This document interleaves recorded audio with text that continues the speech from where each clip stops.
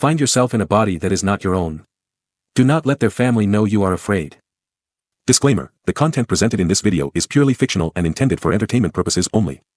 DisastrousInvolvedI. I just want to start by saying I am sorry.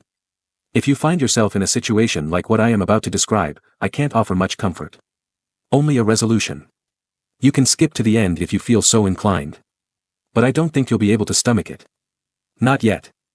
I need you to see what I've seen to understand. For those of you who aren't in this situation, congrats. Just pray to whatever God you believe in that it stays that way. That is one of the horrors of this predicament. From what I can tell, it either happens or it doesn't. And the way out isn't easy. I was 12 years old when I started seeing my other parents. Years of therapy have tried, and failed, to convince me it never happened. Some figment of my imagination or symptom of repressed trauma. I wish it were that simple. I know you're probably wondering what I mean by other parents. Well, my real parents are as suburban as they come. Dad works a 9 to 5. Mom works hard making our house a home. As for me, I was a pretty shy kid. This resulted in a pretty virtual existence. Books, video games, and message boards were my social circle. I spent most nights retreating to my room for a wild night of Halo with the boys being my cousin and some random dude we befriended in a COD lobby.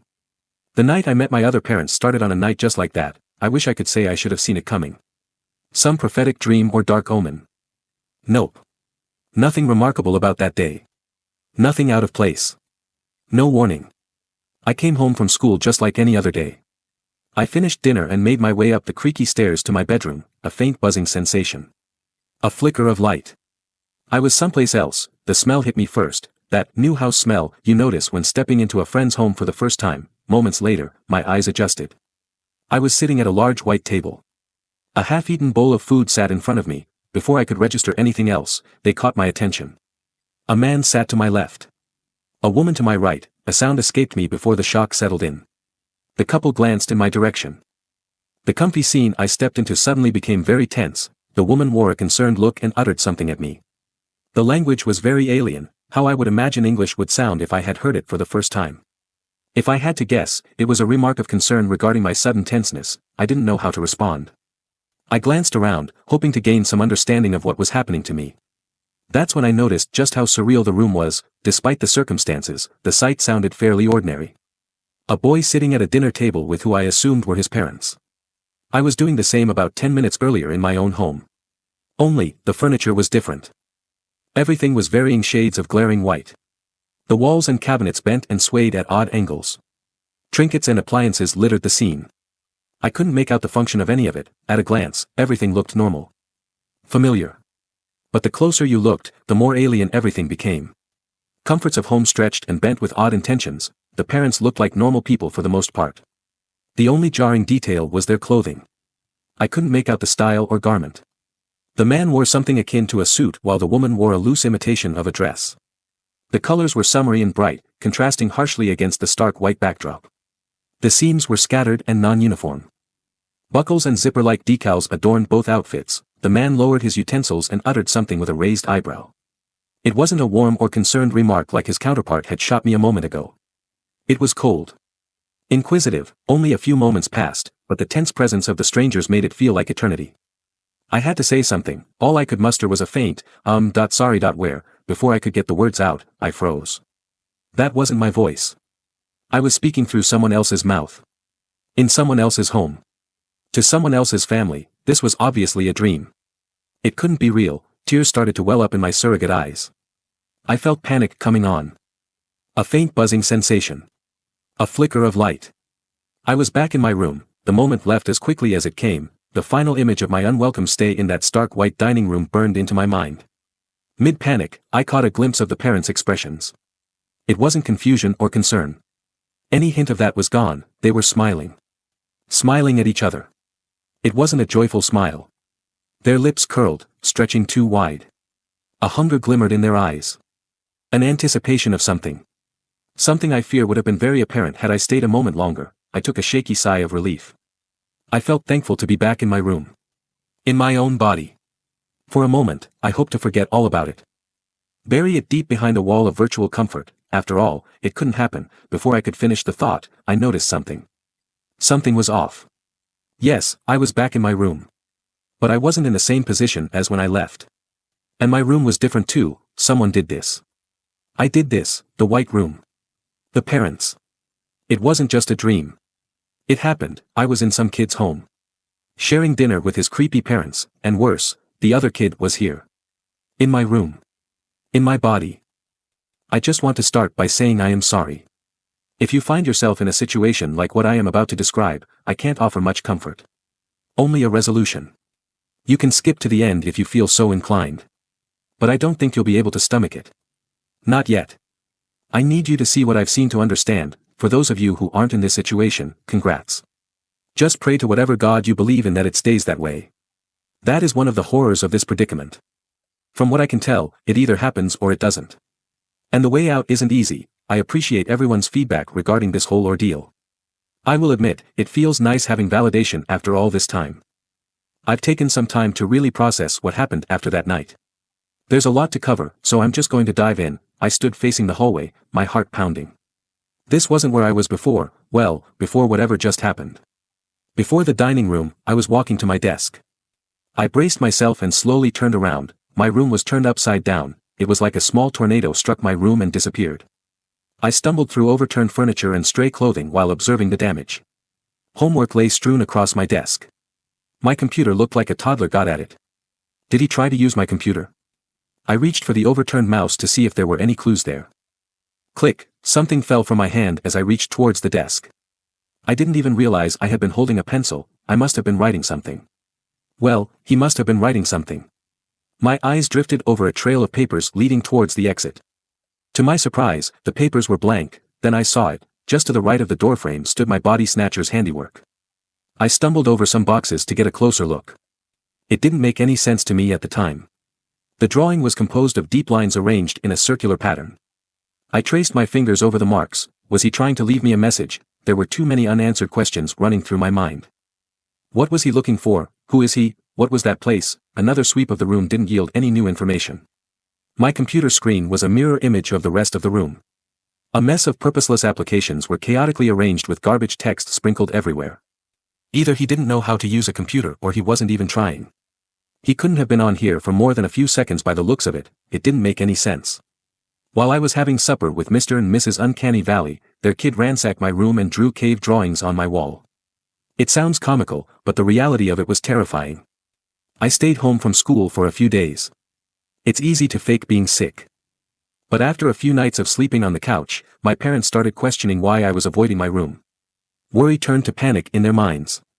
I'm sure they thought the worst.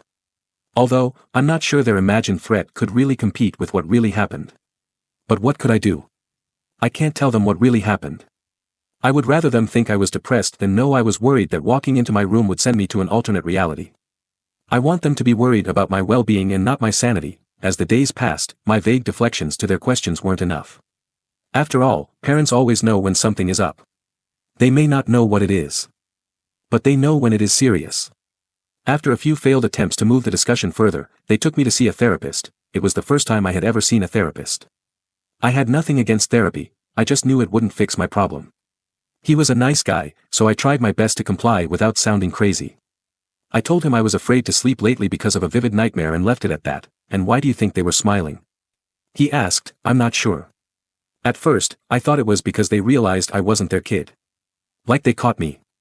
I hesitated. But I don't know. It almost felt like they enjoyed it.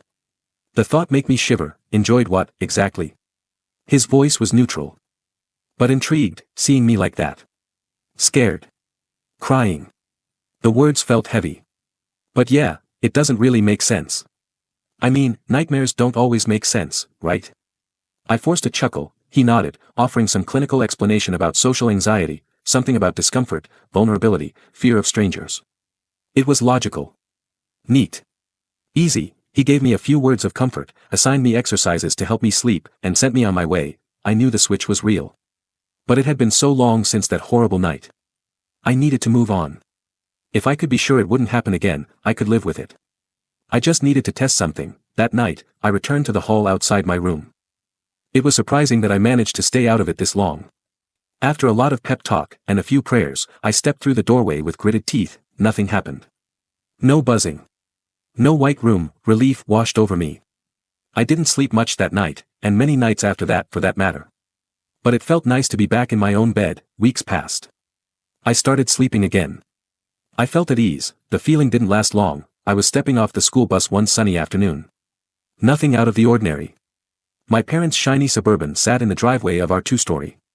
My neighbor's cat, Raphael, named after the Ninja Turtle, not the artist, curled up on a lawn chair beside the porch. It was a cozy scene.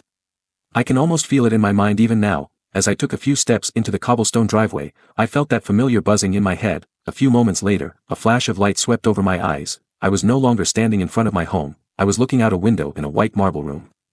No, not again. I clutched my chest and backed away from the window. I was in a stark white room like last time. Only, this one was much smaller. My heart was pounding.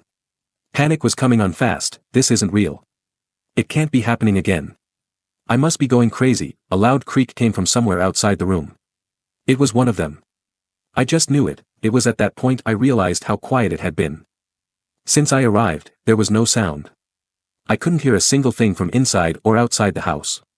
It was as if the volume had been turned off. It almost felt intentional. A second creak ripped through the silence. Footsteps. I quickly gathered myself and returned to the window. Maybe if I kept my composure, just as it was before I arrived, they wouldn't notice me. Don't let them see you. Don't let them know you're afraid. They'll know it's not you. I held my breath and bit my lip. Please don't come in. I knew if they came and saw my face, that would be the end of it. They would know. The footsteps grew louder. Damn it. Please God. Please keep walking. I tasted blood. I softened the bite on my lip and focused on the window. I needed to catch a reflection of whoever was approaching. Before I could see anything, something outside the window caught my attention. It was unsettling. I was looking out at a neighborhood.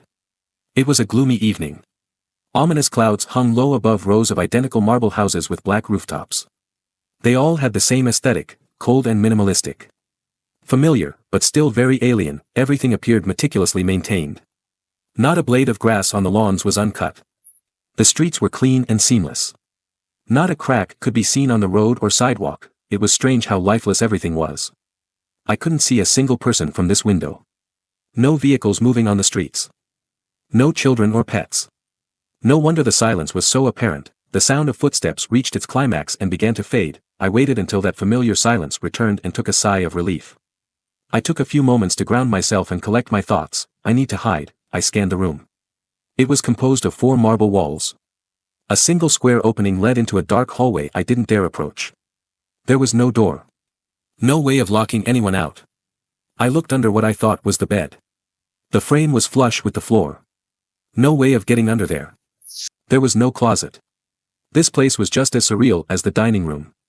I couldn't make sense of anything and time was running out. The window. I returned to the window and pattered around for a way to open it. I fiddled quietly with a mechanism at the base of the window. It gave with a gentle click and slid upward. I carefully pushed my head through the opening and scanned below. The lawn was about 10 feet down. The journey down was steep and no footholds were in sight. I wasn't going to get there safely unless I could use something to rappel down. Maybe if I just... A hand squeezed my shoulder from behind. I yelled in shock and ripped my shoulder out of the owner's grip. I lost my balance in the scuffle and rolled forwards out the window towards the perfectly trimmed grass waiting below. I fell flat on my back with a loud thud. My vision went blurry. The wind was knocked out of me. I rolled onto my knees and tried to look ahead. My vision was still hazy, but I needed to start running. I clumsily rose to my feet as the neighbors' homes started to fill my vision. I must have hit my head. I could see flecks of light radiating from the windows that weren't there before. As I shook off the haziness that was brought on by the fall, I hesitated. Those weren't lights in those windows, they were eyes. Dozens of hungry eyes peered down at me from the homes. My fall must have alerted them. The familiar bright outfits of the strangers were faintly visible. I couldn't make out their faces, but I knew they were smiling. I lowered my eyes from the jeering faces above me and began to move. I could. No use. I was slowly being dragged backwards. Please, I am not your son, please let me go, please. I pleaded through choked sobs. Silence. I tried to remain upright as my assailant continued down the path we came. I noticed the eyes that once followed me from the windows now peered at me from cracked doors and front lawns. Toddlers. Children. Adults. They were all wearing bright clothing and unnerving expressions. There was no concern on anyone's face.